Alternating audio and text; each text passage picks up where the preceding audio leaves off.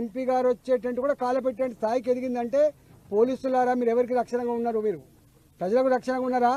గుండాలకు రక్షణ ఉన్నారా? ల్యాండ్ బ్రోకర్లకు రక్షణ ఉన్నారా? డబ్బులు ఇచ్చే వాళ్ళ రక్షణ ఉన్నారా? ఆలోచించుకోవాలి. ఇలా ఒకనాడు తెలంగాణ పోలీసు అంటే ఇంత ఇజ్జత్ ఉండేది, ఇంత గౌరవం ఉండేది. కానీ ఇలా తెలంగాణ పోలీసు అంటే ఇజ్జత్ లేకుండా పోయింది, గౌరవం లేకుండా పోయింది. మీరు ఆలోచించుకోమని చెప్పి హెచ్చరిస్తానా. నేను ఇక్కడ ఉన్నా, నేను ఇక్కడ ఉన్నా, ఎవడొస్తాడో ఎవడు దౌర్జన్యం చేస్తాడో ఒకవేళ మీరు కనుక కంట్రోల్ చేయకపోతే, ప్రజల ఆస్తులకు రక్షణ మీరు ఉండకపోతే, ప్రజల ప్రాణాలకు కనుక పోలీస్ డిపార్ట్మెంట్ రక్షణ ఉండకపోతే అదేందో మేమే మా చేతులకు తీసుకోవాల్సి వస్తుంది.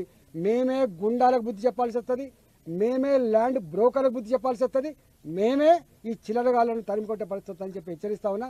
ఇప్పటికైనా పిచ్చి వేషాలు వేయకుండా మీరు వెంటనే స్పందించి, రెవెన్యూ అధికారులు పోలీసులు వెంటనే స్పందించి దీని మీద సంపూర్ణ ఎంక్వైరీ చేసి ప్రజలకు వెంటనే రక్షణ కల్పించి ప్రజల ఆస్తులకు రక్షణ కల్పించాలని చెప్పి ఈ సందర్భంగా నేను ఎంపీగా, పార్లమెంట్ సభ్యుగా డిమాండ్ చేస్తున్నా.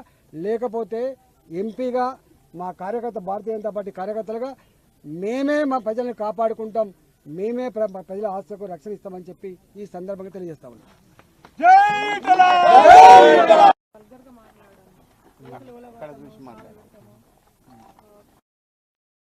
మా చేతులు చూపెట్టుకుంటే బెదిరియడము, వరకు కంప్లైంట్ ఇస్తే కూడా అసలు పోలీసులు పట్టించుకోలేదు. మినిమం మర్యాద కూడా ఇవ్వలేదు సార్. మేము పోతే స్టేషన్కి పోతే నైట్ ఫోన్ చేసి ఏమంటున్నారు, మీ ఇల్లు మా పరిధికి రాదు, మీరు నెట్కి ఫోన్ చేయండి అని అంటారు సార్. టెంట్ వేస్తే ఇవ్వడం సోపని వేస్తారు అక్కడ అని చాలా వల్గర్గా మాట్లాడారు సార్. లేడీస్ అని కూడా చూడలేదు.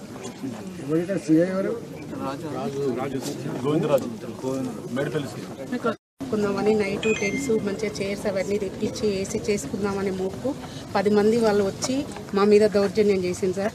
కొట్టడానికి మీది ఉరుకొచ్చుడు, రాళ్ళు పట్టుకొని ఉరుకొచ్చింది సార్. మేము ఏంటిది అని మేము పిఎస్సి కంప్లైంట్ ఇస్తే పోలీస్ వాళ్ళు మేము ఇచ్చినాక 1 అవర్ తర్వాత వచ్చింది సార్. అప్పటి వరకు వాళ్ళు చంపాను సార్. నైట్ 12 దాకా తిరిగింది సార్ వాళ్ళు ఇట్లా 3 టైమ్స్ సార్ ఇట్లా చేయడం పెట్టి సిపికి కలెక్టర్కి పొంగులేటి శ్రీనివాసరెడ్డి గారికి, తర్వాత కలెక్టర్ కోటి, సిపి కోటి, పొంగులేటి శ్రీనివాసరెడ్డి గారి కోటి, బాగా సిపి గారు, నేను మీ జ్యూరిడిక్షన్లో ఉన్న సిపి గారు,